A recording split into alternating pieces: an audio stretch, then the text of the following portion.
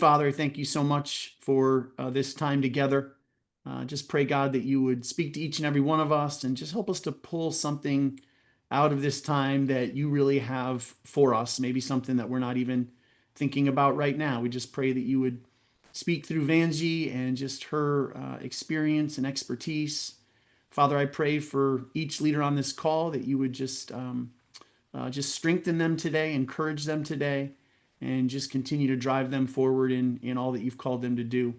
Father, we do lift up so many different needs around us. It's been a crazy week and a half, and we think about Charlie Kirk and his family and just everybody affected by that tragedy. And we think about 9/11 families from last week and so many other tragedies as well, and different challenging situations that are happening all over the world, really. And we just lift all that up to you. And God, we just know that you can and will meet needs and provide strength and comfort.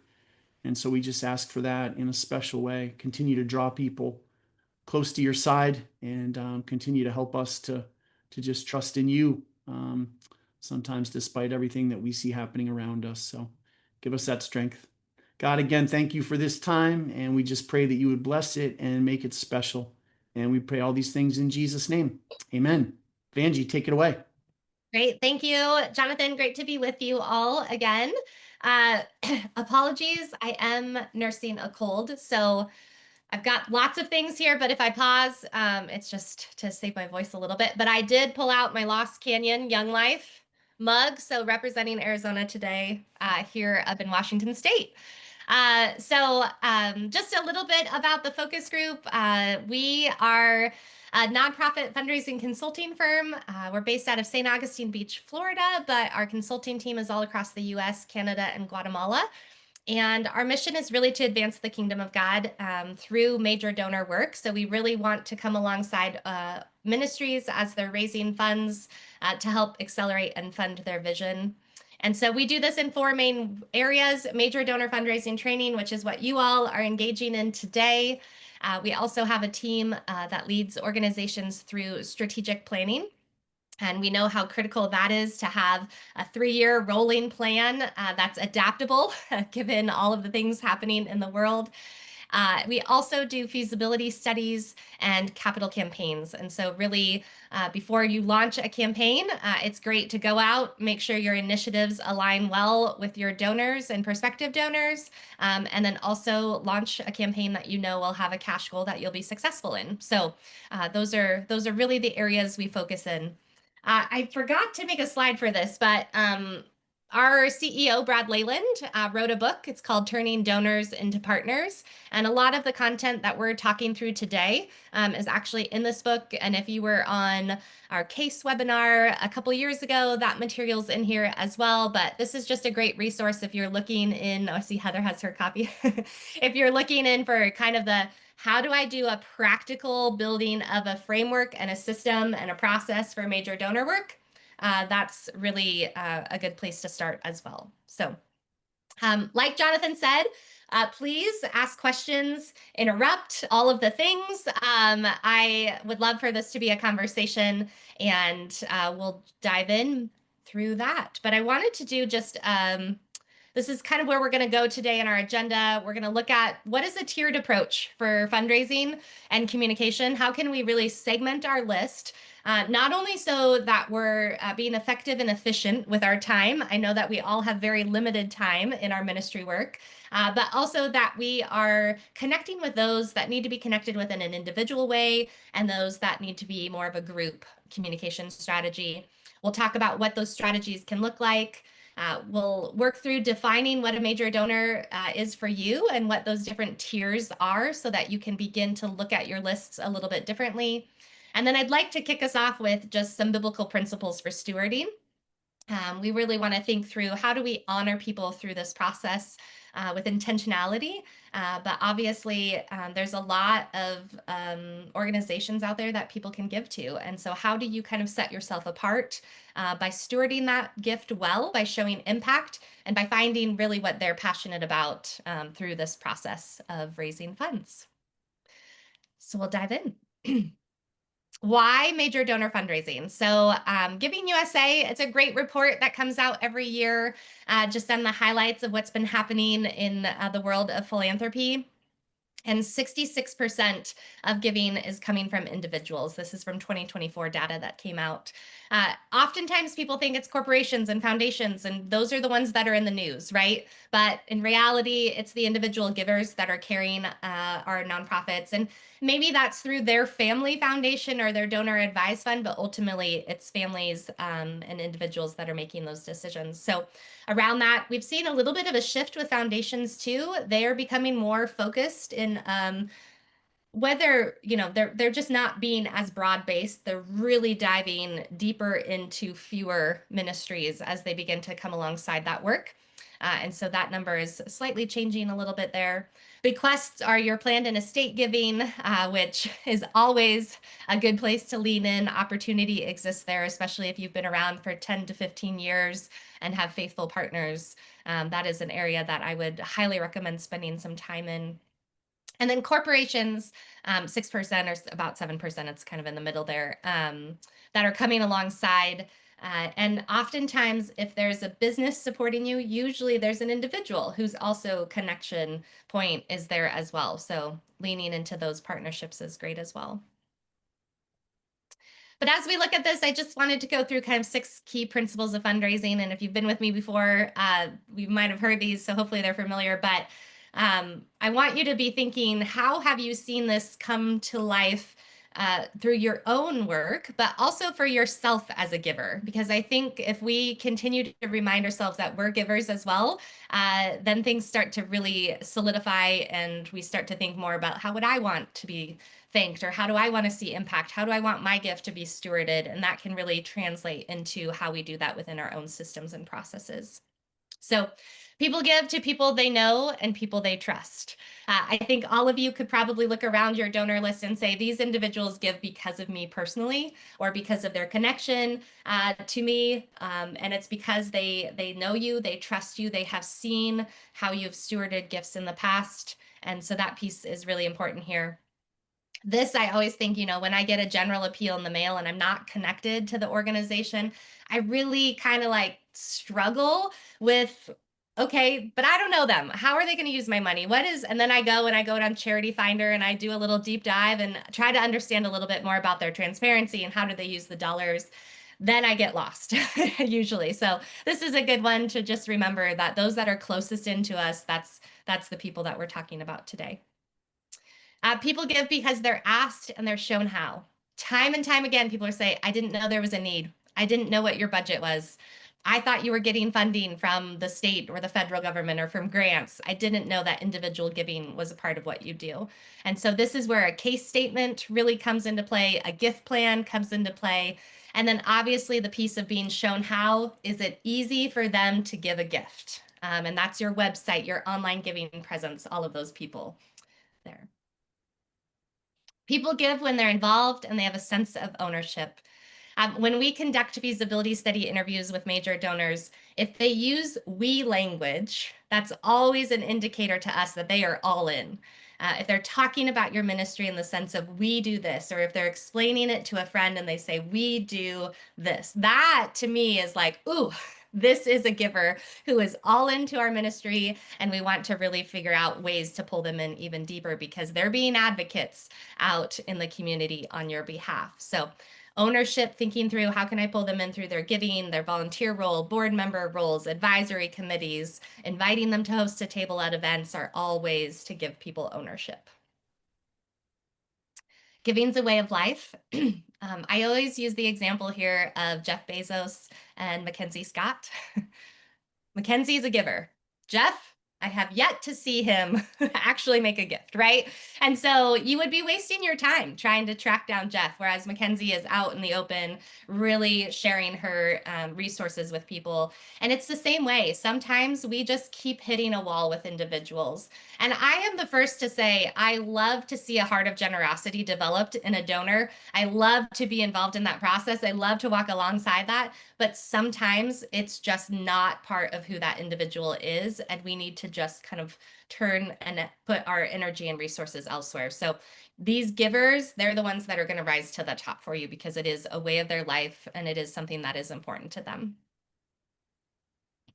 A no is never forever, or a no has context, right? I think about this right now. I know someone who had just had 3 kids go to college. Now is probably not the right time to ask. They're feeling the crunch. They're still figuring out those new budgets that they have. Or, life circumstances, whether there's an illness. I had a no once that was because of a business merger. But 3 months later, once the merger had worked out, they then started giving again. So we just want to be thinking a no doesn't mean that it's forever. That's why we're in relationship and we're not transactional, is because there's probably context to that no. And then this is what you're doing today. Proper planning maximizes results and minimizes costs.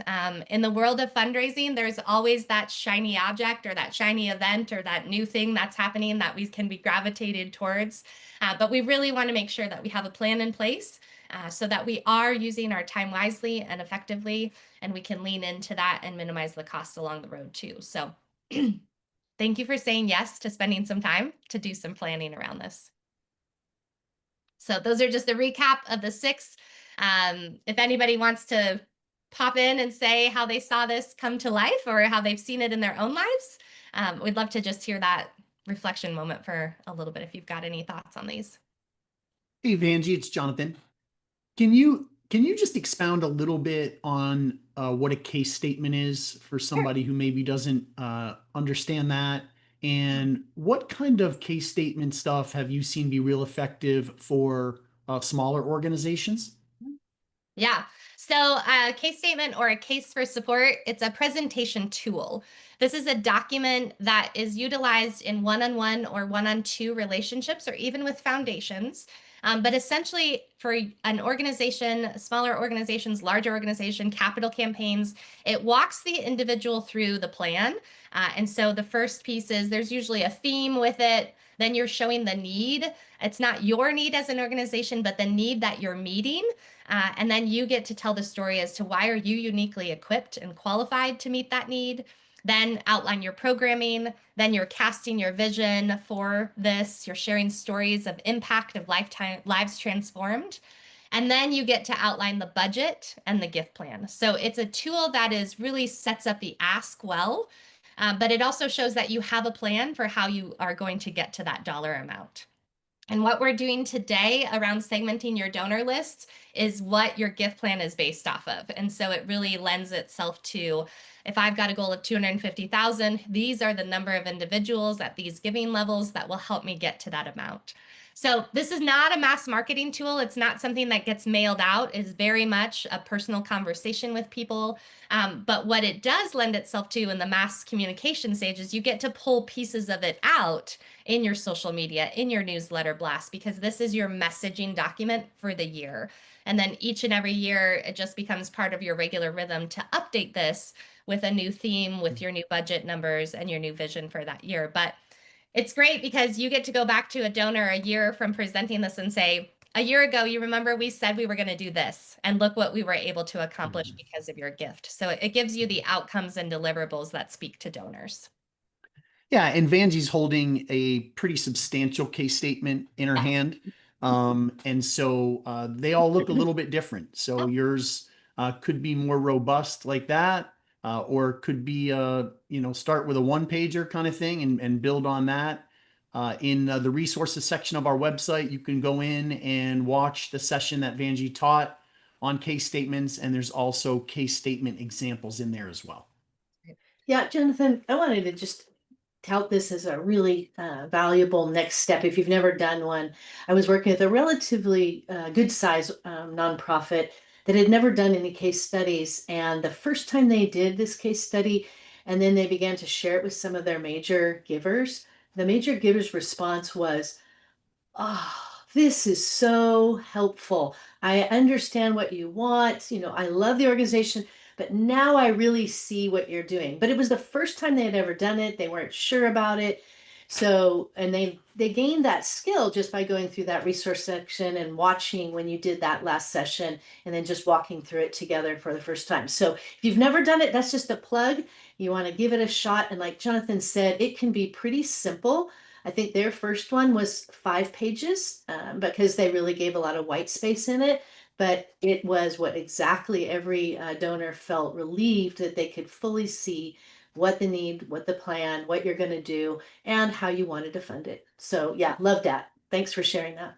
Yeah, it looks like there's a question around budget. So we don't want to include every detail line item, but we want to think in buckets. So whether it's general operations, new program bucket, whatever it might be. So there might be 3 or 4 buckets that are high level that you're rolling program salaries into. And then that you would then show, here's our budget for the year. Here's the expense total because of that. Here's our revenue. So if there's any program revenue that's coming in, or foundation grants that are multi-year that you're aware of. And that ultimately gets you to your remaining need. And the remaining need is what you based your gift plan off of. So that's the piece there. I know there's some examples in the case but high level. However, we always want to go into case presentation meetings with a back kind of brief case material. If you're sitting across from somebody who is a numbers person that may want to see a little bit more of the budget, but most people will just say, oh, yep, I see how it is here laid out. I might have a question or two. They don't need to see the nitty-gritty details. The nice thing about including a budget is when we see, that 7 to 15% increase every year with our program growth, people know, they see the baseline. They get to walk with you and see why your budget is growing year over year because they have an understanding of what you're raising each year. Do you hand this out to each donor or just review it with them? So you would review it with them as a presentation tool, obviously kind of talking through with your talking points, and then you'd leave it behind with them so that they can reference back to it, especially as they're thinking about their gift before you make that ask. So yeah, it is a leave behind for them. Yeah, that's good. Great. Okay. All right, 2 principles of major donor fundraising. We always want to let them know ahead of time that we'll be asking for a gift. So we want to put money on the table if it's a conversation about money, but if it's not, we're just going to be in relational, we're going to be ministry focused, and we're going to take money off the table. That is like freeing for you, it's freeing for the donor, and it removes any icky feelings around a bait and switch moment. And so if I'm getting ready to bring someone on site to tour or to walk them through a case presentation, I'm going to say, hey, today is just about the vision. I just want to share that with you. Financial conversations will come later. And then if I'm going to make an ask, I want to ask permission and say, hey, I'd love to talk to you about your financial partnership. Would now be an appropriate time? Can we schedule a time for that? So we're really leaning into that relationship there of trusting that the donor will let us know when the time is right for that, but taking away the icky feeling around fundraising. And then we always want to ask for something they can say yes to.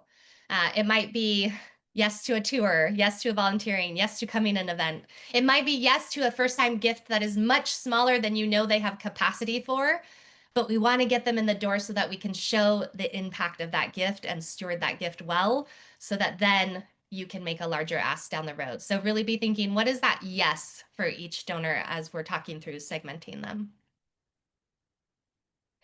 Okay. So we kind of talked a little bit about this, and I think this is a good one to do with your team as well, of just some reflection moments of how do those 6 principles apply directly to your work now? Are there 1 or 2 that you might need to lean into a little bit more just to have a better understanding of it? And I know my colleague Scott Rodin is coming in January to do some work around theology of giving and those kinds of things. And these are really helpful conversations to have with your team and with your board to make sure everyone's on the same page. But another question I wanted to ask is, what can you do now to keep the donors you have? And that's really where we're thinking through this segmenting of our list here and leaning into that. So we always are asking the question of what is the smallest number of donors we can talk with to raise the largest amount of money. That's why we segment our lists. That's why we're trying to really look at a much smaller subsection of our database than we have. I'm working with a nonprofit right now, and they've got over 10,000 people in their database who are pretty active in reading their materials. They're a content-driven ministry, so they're pushing content out. That's really what they're about. But when we actually looked down at like who are the people we need to focus on, it's closer to 150 people that is a much more manageable, let's start there and then we can kind of work our way out with our group strategy. But let's get it down into this bite-sized chunk to begin with. And so I think about that as we're looking at how much time do we spend on fundraising every week.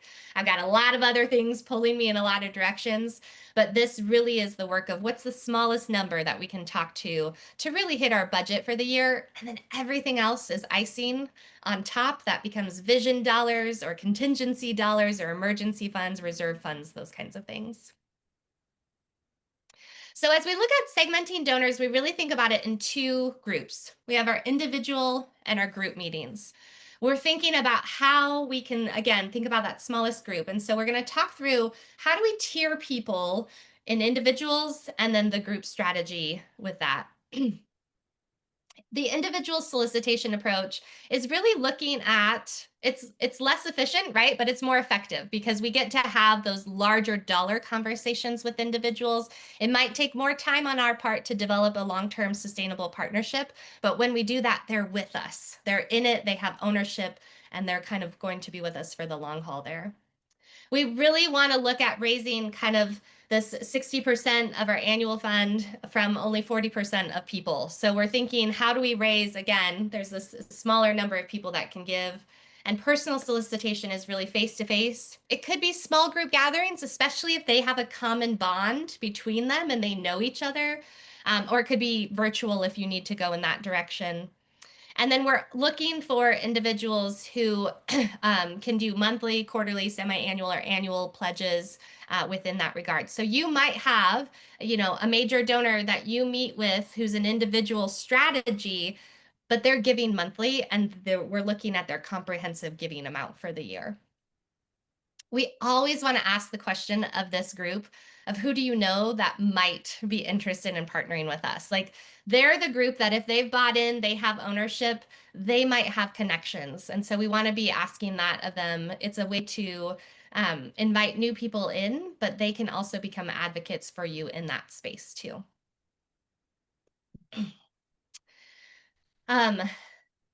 There's a question in the chat about explain more about segmenting your list. We're actually going to do that together. So it's coming for you. We're going to use some numbers today. The group approach, definitely more efficient, right? If I'm holding a gala, I'm going to get everyone in the room all at one time. I get to cast vision. Now the planning part may not be as efficient because it does take a lot to pull that off, but everyone's in one space. So this is really where we're talking about our large group gatherings, our events. Typically, this group is getting a letter, maybe a phone call and a call-a-thon kind of style. The letter might include a gift request. It might mention that somebody will be following up, but that's your end-of-year appeals or your mid-year appeals. And then typically there's a follow-up telephone conversation thanking for the gift. But this is really the group that's getting it kind of in that mass marketing way.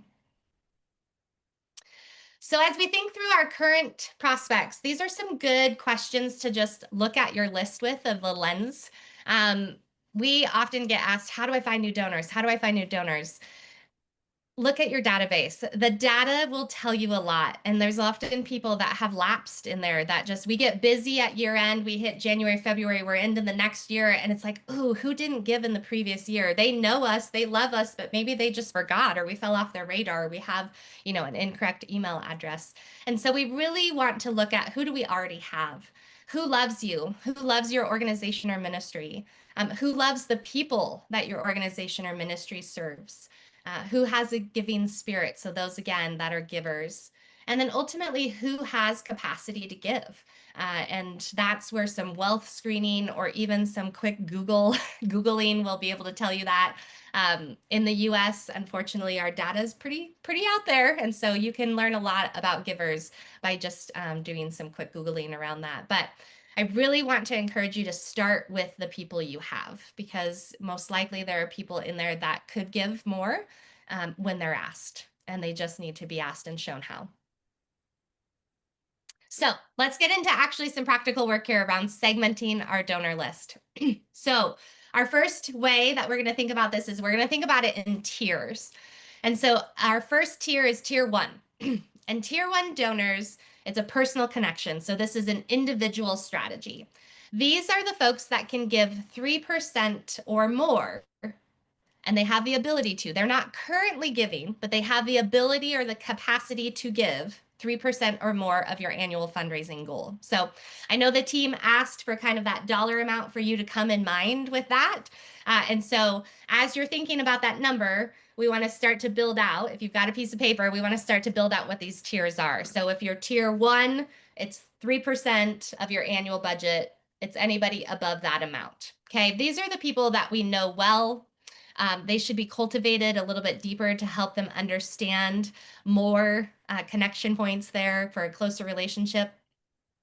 They usually are very easily accessible through a connector, whether that's a board member, a staff member, yourself. Somebody has a relationship with them and is just 1 degree away. And typically this can be for a smaller nonprofit. This is maybe 10 to 15%, or sorry, 10 to 15 people on your list. Okay, so we're not talking about anything really big. We're talking about a small group of people that we're going to manage. And this is really managed by, if you have a development team or if you're a solo executive director, this is your list. This is your priority group that you're going to be focusing your time and effort on. So if we think about our tier 1 description, how would you define a major donor for your organization? Dollar amount, their ability to give is one thing, but are there connection points or avenues of connection that might be another way for them? Maybe it's, their volunteer, board member, other things like that. But does everyone kind of have that tier 1 number in mind? Didn't realize you were gonna have to do math today, right? Okay. All right, so the If you next— need help with the math, I got your back. That's right. I love it. I love it. Does tier 1 tend to be all higher major givers or a mix of giver capacity? So tier 1 is going to be it's your baseline of that 3% or higher, but they're giving in different ways. You could have a major donor who's a tier 1 who gives you a monthly gift, or you may have one who gives you quarterly gift. I think that's your question, but typically it's individuals who are hitting that major donor threshold of your 3% or higher. You as an organization get to determine, I would say, oftentimes tier 1 donors also include individuals who have said, hey, you're in my estate for this amount. We often need to steward them in a different way than we would who are giving annual fund cash gifts every year. And so you might look at it and say they're a tier 1 because we know we're in their estate for, $500,000 or $1 million, and that's going to be the largest gift they'll ever give. So be thinking about those folks as well. So tier 2 donors, these are folks that can give 0.05% to 3%. So they're kind of this middle group here. Again, this is still individual cultivation, so still individual strategy, but we might gather them in smaller groups too because they can network with one another or they have a common bond with one another. And so it's just a natural to pull them together. So this is very much your house gathering style of event, or even your smaller cocktail hour, soiree, whatever it might be. This is where you can pull this group together. So again, they're easily accessible via a connector. We're not going 2 or 3 degrees to try to get to them. We have somebody who knows them well within our organization or within our board. They have the ability to give that amount. And again, I want to just emphasize, it's not what they're currently giving, it's their ability and capacity to give. So that's what sets them up as this tier 2 or tier 1. You believe that your organization is in the top or middle group of organizations that they're supporting. And this cultivation will really occur in person. This is one that a case presentation, making sure that they have that information is critical for this group as well. And then this group is also managed by the development team or staff for that too. So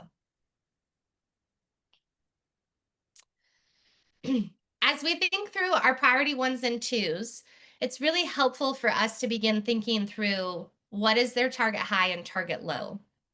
Target high is what we're willing to ask for them to give based on our relationship with them. And our target low is what we're 90% confident they're going to give. Target low is usually based on historical giving or an average of what they've done in the past. And then that target high kind of helps us with a range, which is where the gift plan really comes in handy because we can point them and have them consider a higher amount there.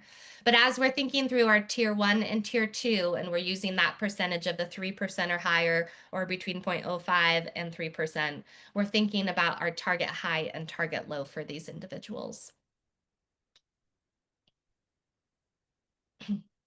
Okay, tier 3 donors, they're giving less than 0.05%, okay? So this is more your group strategy. This is when we shift from individual to group. These are the folks that are going to get that letter appeal. They're going to attend the larger scale event. And it's individuals who maybe they're just younger in their careers. Maybe they just don't have liquid cash to give, or they are faithful supporters. I want to, tier 3 are critical to the bottom line of they're usually the group that is helping you keep the lights on. They're kind of your maintenance givers or your monthly givers. They're the folks that show up faithfully every year at your annual banquet. And so they're managed by these events and these mailings. This is more of your strategy that comes into play with that mass marketing piece there. And so we really want to be thinking about these individuals in this way around that. Tier 4. Tier 4 are people that we need to get to know better. We think they have the capacity to be a 1 or a 2, but maybe we just don't know who knows them, or maybe they attended an event once, kind of gave us a gift, but we haven't been able to pull them in closer. We don't want to forget about them. And so we want to give them this label of tier 4 so that they're on our radar. We can begin to think through who knows them. Can I start inviting them to some of these events or volunteer activities to get to know where their passion areas are? Or they could be individuals that, you see they're public givers, they're attending fundraising events, they're kind of out in your community. We all have those local philanthropists, but you're trying to determine, like, is this an area that they're passionate about that we could pull them in closer in? And so we wanted to make sure that we're identifying these folks as tier 4s so that we can build strategies around them to get them to that 1 or 2 place. Okay. So this is tier 4 here. We might need help in getting to them. And so it's also just thinking through who knows them. We think they might have a special interest in our org. And so we really need to determine the depth of interest. How can we work with them? Who's the best primary contact? Who knows them well that might be able to make an introduction or even answer the question for you? Does the work that we do in our ministry, is this something that's a passion area for them? And then also thinking through their giving potential and their interest within that. So this group is really managed by the development team. At first, they're probably events and mailings to get them pulled in a little bit closer until they become more of that personal invitation, one-on-one connection point once you've developed a relationship with them. Oftentimes, these are the folks that you may not be the primary caller or the relationship holder with for a little bit, right? We're relying on other people to pull them in closer for us before there's an official handoff that happens. Okay, so just to kind of review, individual strategy is more effective because there's larger gifts that can come out of that. And that's really our priority 1 and 2 donors that we're focusing on. And then our group strategies are really our priority 3. The reason we spend time on 1s and 2s is we saw this happen during COVID, right? Where we lost the ability to hold events or people just weren't able to attend. And now our RSVPing system is a little bit off because everyone's waiting till the last minute.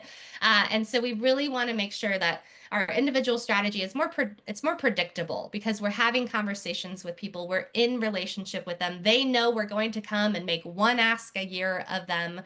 Whereas the group strategies can be a little bit more in flux with the market and how people are feeling, or if they're even able to attend our events in that way.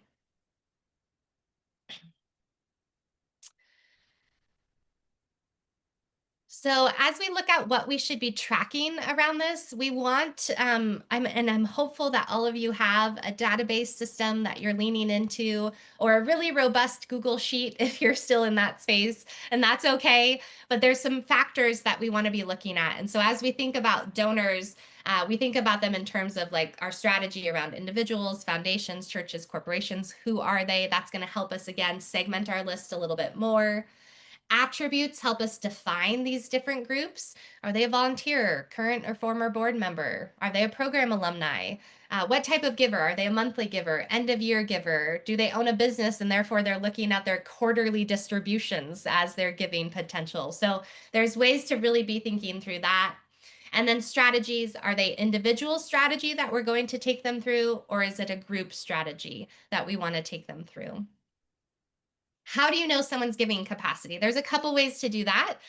One is to pay for a service. So there's wealth capacity screening that a lot of databases have that built in. And so you can do a list run every couple of years. We offer this service too. So like we're happy to help you with that. Or you can just do some rabbit kind of trail research online. There's some algorithms out there. AI is actually very helpful with this. If you wanted to type in, the individual, their address, and ask kind of some questions around what salary would they need to be making to afford a home in this zip code. And so there's some ways to lean in to begin to do some of that research on your own. And really looking at that giving capacity that way. But there are services that will take your entire list and give you the ranking around gift capacity within that. Vanjie, Yeah. you would say, though, right, the primary way that we understand that about somebody is through the relationship we have with them in those conversations. 100%. So that would be the place for us to start, but understanding we're not going to know all that information about everybody. And so that's where some of these other tools come into play as well. Correct. Donors, especially major donors, they do some signaling around their giving capacity. Oftentimes I'm sitting across the table from a donor and they'll say, well, we have X amount this year to give away, and we've got 10 nonprofits we'd like to give that to. So there's a lot of people that are very upfront with their giving within that. And so you can determine that. Now, in your annual fund, also, I highly encourage you to look at your data. Like, what have they been giving in the past? Were there any years where they've incrementally been going up? That usually means there's been salary increases, or maybe their business has had good years. So there's a lot of that looking at that you can do. But yes, this happens in the in-person relationships with them. And usually that's where donors will say, this year I can do this. Last year I did that. We had a great year. Or this year we're not doing so well, so I'm going to have to write it out. That's all when the relationship piece comes into play. And that's why it's not transactional. We're really going deep with people around this. Yeah. Yeah, I always when I'm talking to people, again, right, just we need to be good listeners, and we need to understand the journey that givers and donors are on. And so those meetings shouldn't always be about what we're trying to accomplish and the money we're trying to raise. A lot of what Vanjie's talking about happens as we develop relationships. The other thing I would say is I'm hearing more and more people as I have conversations, Vanjie, say that they've got a donor advised fund set up or different things like that, right? So they've already decided we want to be real intentional with our giving. This is something that's important to us.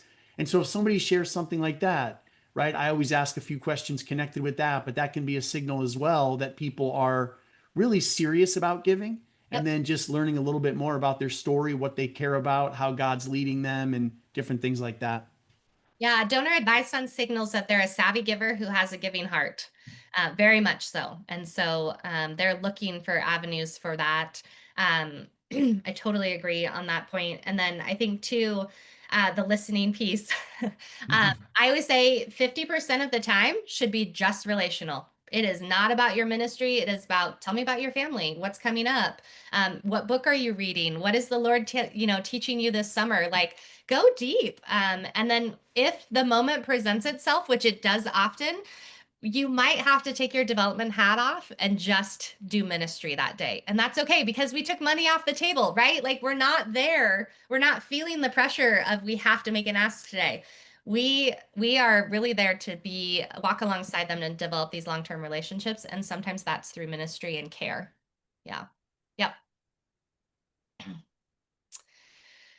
Okay, so just as you're thinking about attributes for your own organization, be thinking about what are some of those helpful attributes that, again, if I was to look at your data list, and I definitely, you probably noticed I'm a little bit of a data junkie, but when I look at somebody's list, I say, okay, they're monthly givers. Show me all the monthly givers. Okay, show me all the people that were monthly givers that we have maybe an individual strategy for because they are tier 1 or tier 2. Okay, this is my smaller group. Are there any connection points between them? Can I get them in a room together? Can I invite them all to a volunteer event together so that they get to meet one another? Because that also spurs energy and momentum on. So be thinking about what are some of those attributes there. And then also, what are some key, examples of background information? Hopefully, after every one of your meetings, you're tracking relational information. When did they mention a birthday? Did they mention a surgery upcoming? Did they mention kids' names or ages or a grandkiddo? That kind of information, because we need to review these notes before we go into each of our meetings. That should be part of your prep time. But we've got a lot of things floating through our head. And so it's just really helpful to have those notes. So find what works for you, whether it's a voice memo to your admin, if you have one who can quickly put those in your database, or you're doing notes really quickly on your way back. Just really want to be leaning into tracking that informational data. It also honors the donor in the process, especially as you're adding new staff or if there's transitions. Somebody can go back and look at that history with that donor and really understand kind of their journey with you as an organization. And then that new person can walk in and really have a good understanding of where they're at in life.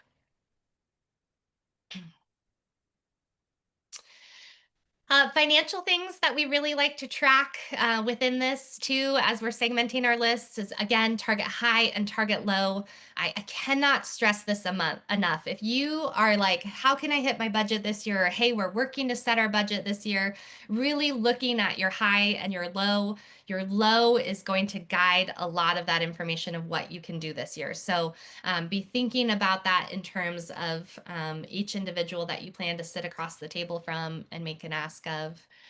The asked for amount is very helpful, especially if you have outstanding requests to family foundations or foundations. This is good information. Obviously, the committed amount, what have they committed this year to give? And when I look at committed in a monthly giver, I'm looking at all 12 months. I'm just going to count on the fact that they're going to give faithfully for the 12-month cycle of that year. And so I'm looking at their overall giving, not month by month. And then last year's giving, what are the dollar amount that they gave? How critical is that? Should tier 1s and 2s be included in things like email campaigns or not? No, right? If we're going to them and we're presenting a case to them, we want to make one ask of them each year. We don't want to keep hitting them with all of these asks. Now, when would I send an email campaign to a major donor, a tier 1 or a tier 2? If it comes with a personal email that I am forwarding to them to say, just wanted you to see what's happening. Thank you so much for your gift. This is how our community is showing up in this giving season. Or, hey, we've got a Christmas appeal. If there's anyone that we talked about earlier that you'd want to forward this on to, let me know. I'd love to engage with them in a conversation. So we're honoring them by letting them know what's happening, but we're not just treating them in the big mix so that they feel like, hey, I already gave, they asked once, why are they asking me again? This feels transactional as opposed to our relationship. So again, Yeah, segmenting your list, you can start to pull out people from these communications. Yeah, I think this is a huge point because a lot of times what we do is we just blast everybody the same message. And if we don't understand where people are and what their relationship is with the organization, that can be pretty ineffective. And so I think that a lot of groups are, Vanjie, right? Oh, we're doing a year-end campaign, so we're just gonna send this out to everybody. But should it go to everybody? Should you handle tier 1s and tier 2s differently connected with that quarter 4 campaign? And the answer is yes. And they should, even if you were going to Vanjie, like you're talking about, include them on some different emails or whatever, or communicate with them via email, that message is going to be different because the relationship that they have with the organization is different. Yeah, and same would go for anyone who attended a banquet, gave at the banquet, but maybe you have a couple more months of that campaign that's happening. Pull them out of that list, right? Like they already gave. And so you get to send them a look what you helped us do email as opposed to, hey, we're still raising money towards this goal. So yeah, be really, really tactful about thinking through that too. And then one more question connected with that from Kate. Would you remove them from a social media campaign also? So one clarifying thing here, Kate, I assume you're talking about a specific social media fundraising campaign as opposed to just communicating with people in general about the organization through social media. So if that's what she's talking about, Vanjie, a social media fundraising campaign, should they be excluded from that as well? If you're specifically targeting, then yes. If it's broad-based and it's just showing up on their social media feed, we want their first thought to be, I'm going to forward this on, I'm going to share it. Like we still want to invite them into that process of spreading the word. Yeah. Yeah.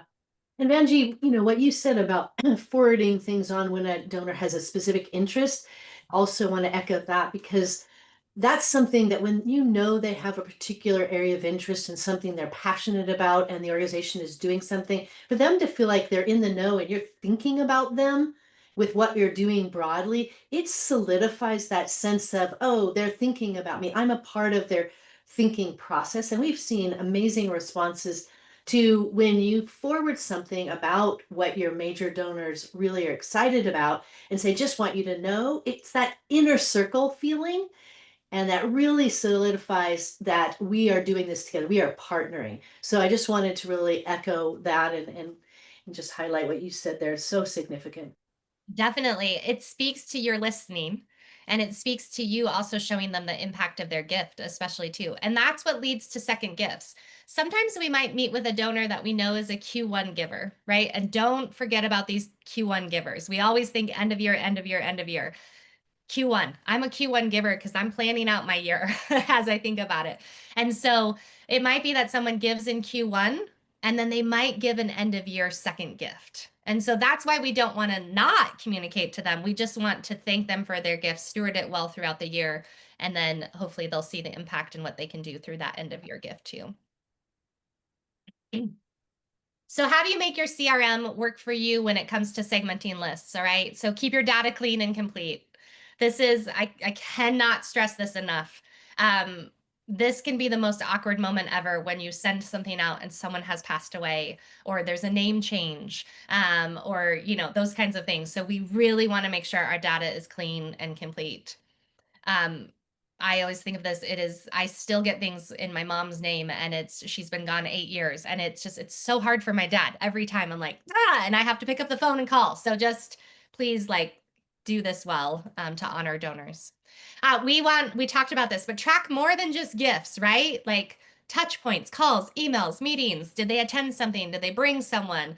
Record their preferences. Are they individuals that love to hear from you via text message? Are they someone that needs a hard copy newsletter in the mail? Are they somebody that still needs an envelope to send in their check every month, right? Like this is all part of that segmenting to really make sure that when donors are asked and shown how to give, that it's an easy process for them. And then really note these relationships, like these family ties, board connection, professional networks, because these are individuals that when a tier 4 shows up, you can go to them and say, hey, I know you know so-and-so. Would you be willing to make that connection for us? And if you've stewarded the relationship with this donor well, they're going to be like, yes, because I know you're going to treat them well through that process too. So we want to be looking at those connection points. I can't stress this enough. I know this whole thing is about segmenting and filtering, but once you've got these, tiers, start to really use it because it applies to most of the things you're doing, event invitations, communication strategies, thanking strategies, all of those pieces. And I'll do a plug for February. We're going to talk about an annual plan and how do we take our tiers and do care and cultivation specific for each tier. And so it's really, if we get our work done to segment over the next few months and really think through that thoughtfully, come February when we do that workshop together, you're going to be very tangible about this is exactly what we do for our ones. This is exactly how we do, treat and care for our twos. This is how we cultivate those threes and those fours. Leverage your task and reminder features if you have those. We have busy lives. Let's put them in there, especially around follow-up. We are not great at follow-up and fundraising. And so we want to change that. If somebody says, hey, can you introduce me to this person? Or can you share a little bit more about this work? Can you tell me more about that program? I want to make sure I get an invite to that event. Put it in your system so that it reminds you. Reports are super helpful, especially around boards. If the more that we can show our boards that we have our fundraising plan, our processes, our systems, and we can give them those reports, the more they're going to open their networks, the more they're going to want to say, I want to become a primary caller. I want to help in the fundraising world. And so look at those, but also set aside time every January to deep dive into your data. And then set aside time every quarter to deep dive in your data.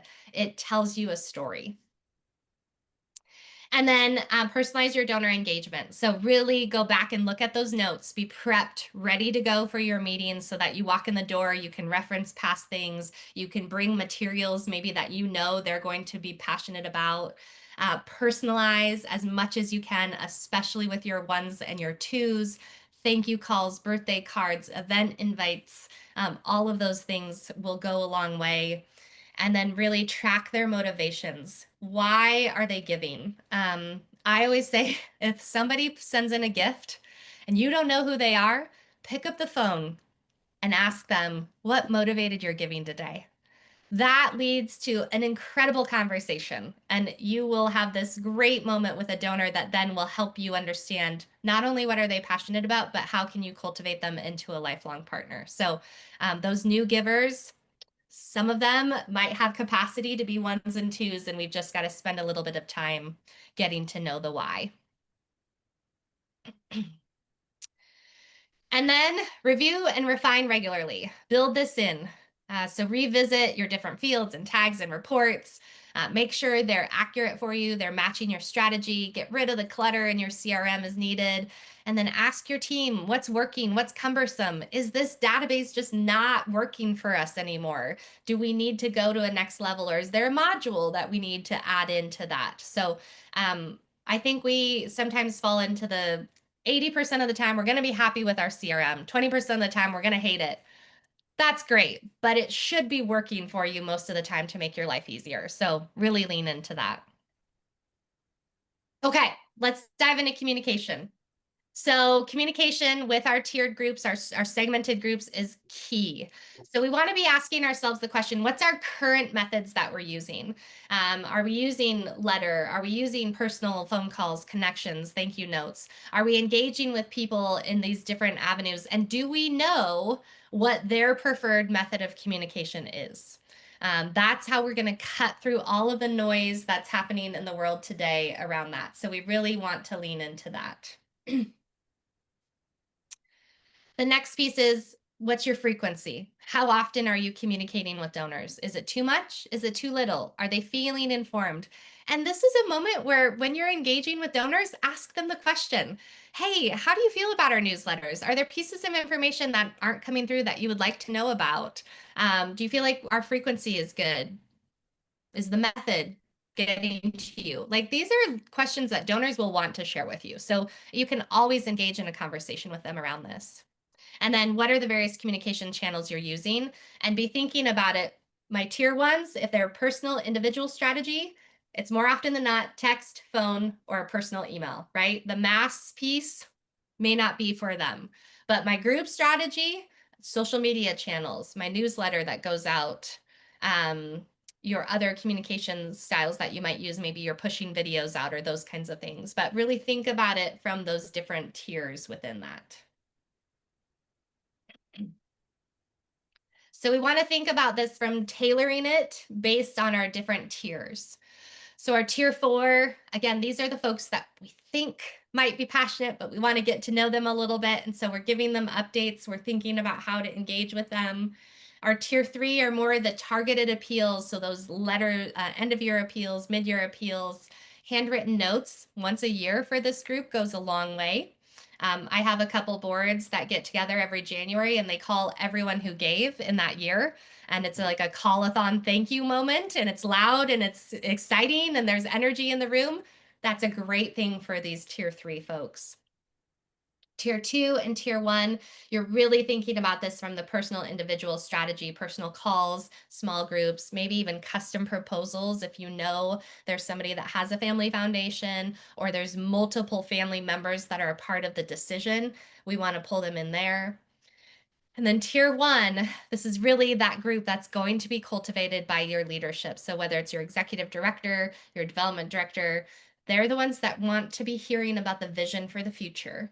And they're the ones that you also want to pull in the legacy planning with them around your planned and estate giving. We want to think about our frequency of this. So what's our expectations? And I always say, don't start something until you're doing everything you're currently doing well. And so if you're doing an annual newsletter or an annual report and you're doing it well, okay, maybe we can add in a quarterly touch point. What would that look like for our 1s, our 2s, our 3s, and our 4s? And we want to make sure that that is feeling relational and not transactional. So there's a personal note in there. Maybe for your tier 1s and tier 2s, if you do send a newsletter, there's a handwritten note on a sticky note if it's a mail out piece. Or again, the newsletter goes out, you just do a quick forward. Hey, hope you saw this. I noticed, the 3rd section of the newsletter about the work we're doing with children. That really might speak to you. Like, call out certain things for them. That just reinforces that you've heard their passions. Integrating channels and voices. So we want to make sure what platforms are best, be thinking through that. And then who communicates, who's really the ones that are responsible for the 1s, the 2s, and then your 3s and 4s. So are we getting broad representation from across the board from these different groups? Oftentimes in feasibility studies, major donors will say, I don't know the board members. I don't know who they are.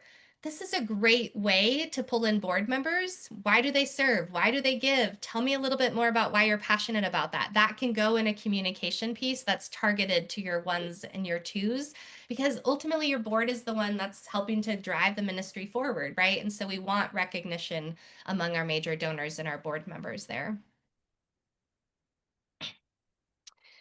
Be thinking, what does a donor journey look like? So if they give a first gift, then we kind of tier them. Are they 1, 2, or a 3? Maybe they start in the mid-level. Then as their career changes, they become a major, and then ultimately they become a legacy giver with that planned and estate giving. So we want to be thinking, what does that kind of transition look like? And how are ways that we can pull them in? I talked earlier about like that first gift, pick up the phone.